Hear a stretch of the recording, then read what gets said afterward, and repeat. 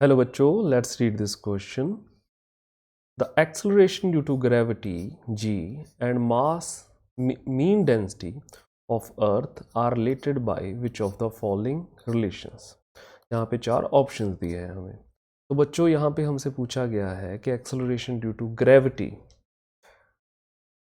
अर्थ की डेंसिटी के साथ क्या रिलेशन रखती है। ये चार ऑप्शंस हैं हमारे पास। तो बच्चों हमें यहाँ पे अगर देखें हम किस की कंसेप्ट की यहाँ पे ज़रूरत पड़ेगी, तो हमें यहाँ पे एक्सेलरेशन ड्यू टू ग्रेविटी का फॉर्मूला आना चाहिए। वो होती है g/m/r²। यहाँ पे बच्चों हमारे पास g है एक्सेलरेशन ड्यू टू ग्रेविटी, मास है हमारे पास m, ये है मास ऑफ अर्थ। r क्या है बच्चों हमारे पास रेडियस ऑफ अर्थ। बच्चों हमें एक और चीज़ बड़ी बेसिक सी पता होनी चाहिए कि किसी भी चीज़ की अगर हम यहाँ पे डेंसिटी निकालते हैं वो होती है उस चीज़ का मास बाय उस चीज़ की वॉल्यूम। तो बच्चों इस क्वेश्चन को चलो अब हम यहाँ पे सॉल्व करते हैं। तो बच्चों सबसे पहले हम यहाँ पे एक्सेलरेशन ड्यू टू ग्रेविटी का फॉर्मूला लिख लेते हैं g/m/r²। हमें पता है बच्चों के मास जो यहाँ पे हमारे पास जो डेंसिटी होती है वो इक्वल होती है मास ओवर वॉल्यूम के। इस फॉर्मूले को हम यहाँ पे लिख सकते हैं कुछ ऐसे, मास होगा हमारे पास इक्वल यहाँ पे डेंसिटी इनटू वॉल्यूम। हमें पता है किसी भी स्फीयर की हमारे पास जो वॉल्यूम होती है वो होती है 4/3 पाई r क्यूब। वो जो यहाँ पे ये पुट कर देते हैं हम, तो हमारे पास मास कितना आया यहाँ पे डेंसिटी इनटू 4/3 पाई r क्यूब।